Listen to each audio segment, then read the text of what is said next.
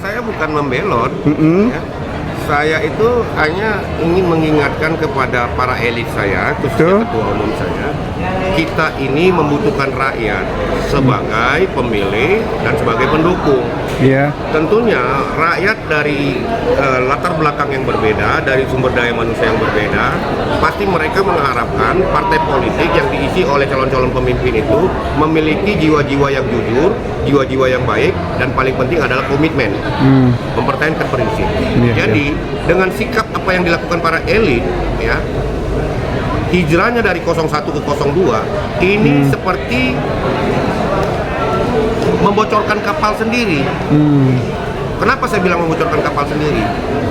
Rakyat Indonesia, ya, saya katakan walaupun jumlahnya katakan 35%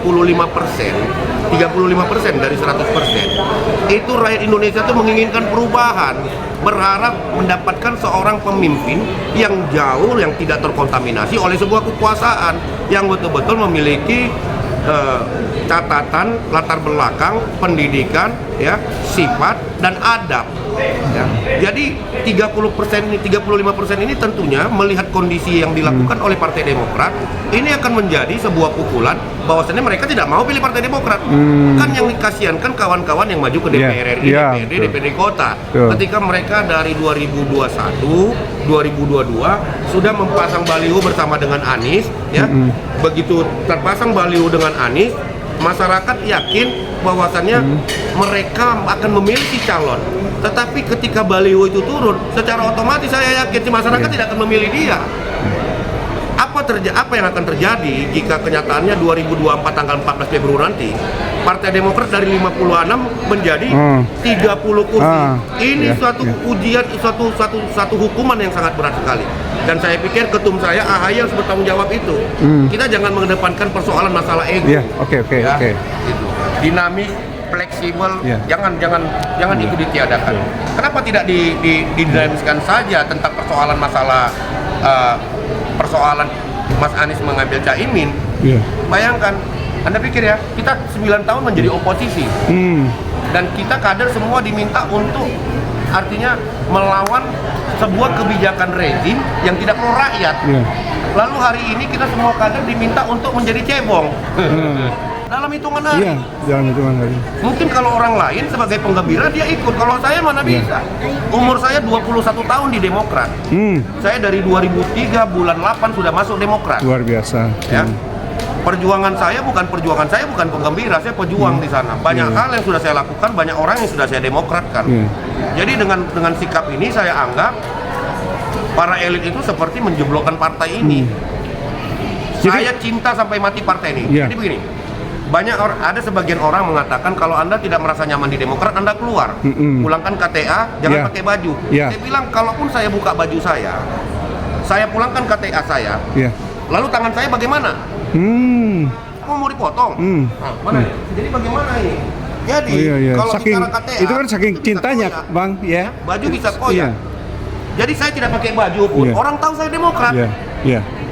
Kan begitu? Betul. Tetapi persoalannya, hari ini kenapa saya memilih Anies Rashid Baswedan? Saya harus menyelamatkan anak saya, cucu saya, keponakan saya, bahwasannya mereka harus tahu Indonesia pernah mendapatkan seorang pemimpin yang baik, yang beradab, yang betul-betul bisa mensejahterakan semua masyarakat tanpa pandang bulu. Tidak ada lagi bicara kesukuan, tidak ada bicara lagi keagamaan di sana. Semuanya sama. Kan gitu. Artinya tidak ada lagi tekanan dan intimidasi. Artinya kata membela itu nggak tepat dong, Bang. Yang tepatnya adalah tepatnya saya menyelamatkan partai. Menurut dan waras. Saya waras. Jadi dengan persoalan hari ini, ya, secara tidak langsung saya mempromosikan Demokrat ini loh. Ya, betul. Ya, kan? Jadi saya anggap mereka di sana yang penggembira, yang berdiri bersama elit saya. Mereka tuh hanya berpikir, ya supaya ketum saya tahu, saya bela mereka, ketum saya gitu. Tetapi mereka tidak tahu, partai ini membutuhkan rakyat. Rakyat itu punya satu penilaian di dalam situasi, kebijakan dan keadaan. Ketika keadaan partai, sikap dan kebijakan itu tidak dianggap relevan, tentu rakyat tidak akan mau memilih partai itu.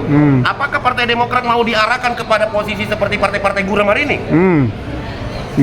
Jadi saya cinta kepada partai saya. Sebenarnya sampai hari ini saya cinta sama SBY, ya, karena itu bapak saya.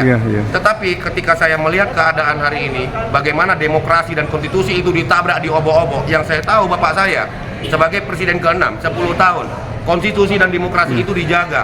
Kenapa beliau tidak bilang sama Pak Jokowi, Pak Jokowi, tolong dong, ya, demi sesuatu yang lebih baik terhadap bangsa ini, kita jangan obok-obok. Begitu, itu pesan sebagai tokoh bangsa. Iya, iya, iya. Ya, tetapi saya tidak melihat ada keinginan itu.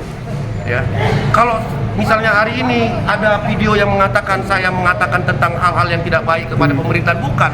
Hari ini yang bicara adalah dunia melalui media sosial dan media elektronik. Dan rakyat itulah yang berbicara menggunakan teknologi itu sendiri. Dan abang tidak sendiri kan? Dan saya tidak sendiri. Betul. Dan bila orang mengatakan seandainya Anies kalah, saya pikir kalah dan menang di dalam kompetisi itu biasa. Tetapi kompetisi itu belum berjalan. Saya yakin 14 Februari animo masyarakat akan terpanggil untuk memilih Anies. Amin.